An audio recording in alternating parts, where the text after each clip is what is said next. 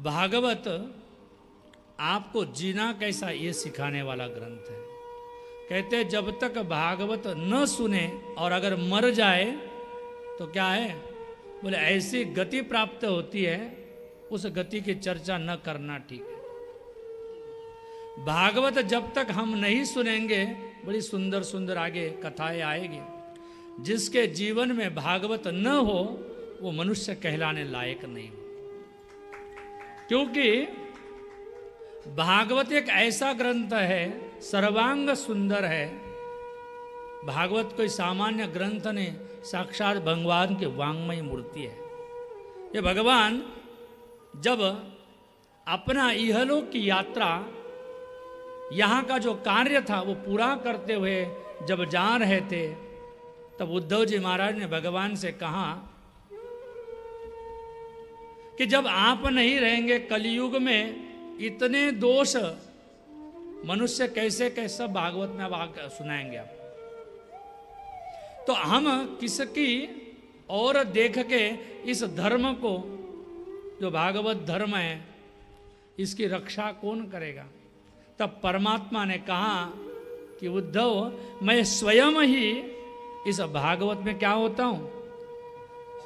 ये भागवत कोई सामान्य किताब ग्रंथ नहीं समझना, ये साक्षात मेरा स्वरूप है। तुम जो मुझसे आज अपेक्षा करते हो, कल यही भागवत क्या करेगा, लोगों की कामनाएं पूरी करेगा। जो भी आपकी इच्छा है, मनोकामनाएं, भागवत पूरी करता है। बहुत से लोग कहते हैं कि महाराज हमारे जीवन में हमने बहुत कष्ट झेले, लेकिन जिस दिन भागवत की शरणागति मिली सब कार्य होते हुए दिखाई पड़ते हैं। दरिद्र से दरिद्र आदमी हो, अगर उसने भी भगवान भागवत से प्रार्थना की तो उसे वो भी प्राप्त होता है। किस कोई मंत्रिमंद हो, बड़े महाराज जी के बारे में लोग कहते थे कि महाराज जी बचपन में इतने बुद्धिमान नहीं थे, लेकिन महाराज जी कहते हैं जिस देवी की मैंने उपासना की और देवी ने जब आशीर्वाद दिया, देखने की जरूरत थी, सब याद हो जाता था।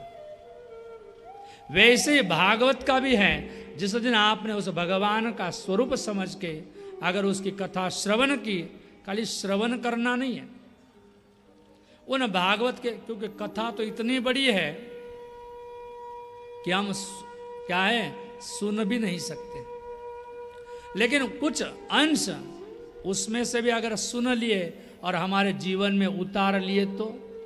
एक माई को मैंने पूछा कि इतनी बड़ी कथाएं अपने आश्रम में रोज होती है, सुबह भी और शाम को भी होती है, आजकल आप क्यों नहीं दिखाई पड़ते हो। उन्होंने कहा महाराज अभी अभी बेटी आई है, तो हमने कहा अच्छी बात है ना, बेटी को भी सुना देती। उसने कहा महाराज और दूसरी बात है, पोती भी आई है। हमने कहा अरे बेटी आई है, पोती है, अच्छी बात है, अगर वो कथा सुन लेती तो। बोले महाराज आपको पता नहीं, आप तो बाबा है। अगर बोले वो लड़की ने वो भागवत सुन ली, लड़की ने अगर सत्संग सुन लिया तो क्या होगा।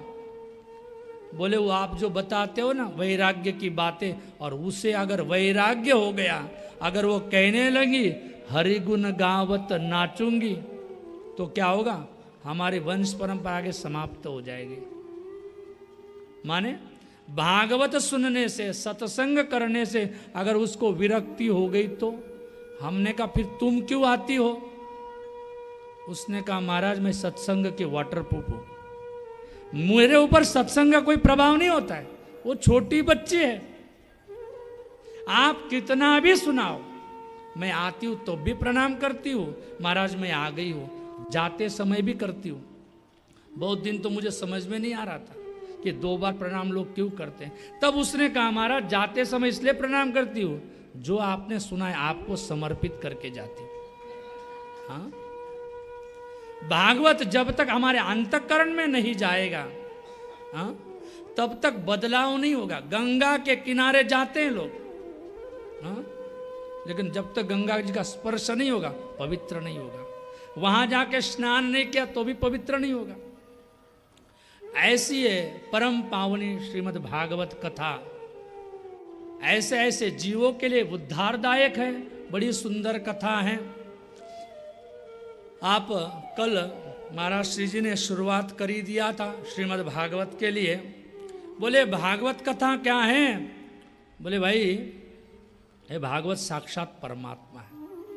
आप उसे अगर किताब समझेंगे तो अपमान हो रहा है उसका। अगर आपने उसको कहा भगवान है, आपके जीवन में कोई भी प्रश्न होने दीजिए। जब गांधी जी को बोले कोई प्रश्न आता था ना, गांधी जी को लोग मिलने आते थे, प्रश्न करते थे। गांधी जी जैसे तो महात्मा, उन्होंने कहा जब मुझे उस प्रश्न का जवाब नहीं आता था तो मैं गीता जी खोलता था, और जो श्लोक खोलता था वही उसका जवाब मिल जाता था। जब 700 श्लोकों के गीता की ये स्थिति है, महात्म्य में आगे आएगा। ये भागवत जो है ना, ये गीता से भी क्या है? बोले श्रेष्ठ का है। इतना ही नहीं, वेदों से भी श्रेष्ठ का है। ऐसा भागवत अगर हम सुने और उसको अंतःकरण में उतारे तो निश्चित। एक हरिद्वार में बड़ी सुंदर बात मैंने पढ़ी थी। हर की पेड़ी, आप लोग गए कि नहीं? बहुत से लोग गए हैं। तो वहाँ लिखा था वह अस्थि विसर्जन होता है। क्या होता है? अस्थि विसर्जन होता है ना। वहाँ लिखा था कुछ दिन निकालो हरिद्वार में। हाँ, किस लिए? बोले भाई जीते जी निकाल लो, नहीं तो किसी दिन केस में मटके में आना पड़ेगा किसी के साथ। इसलिए भागवत जीते जी सुनना चाहिए।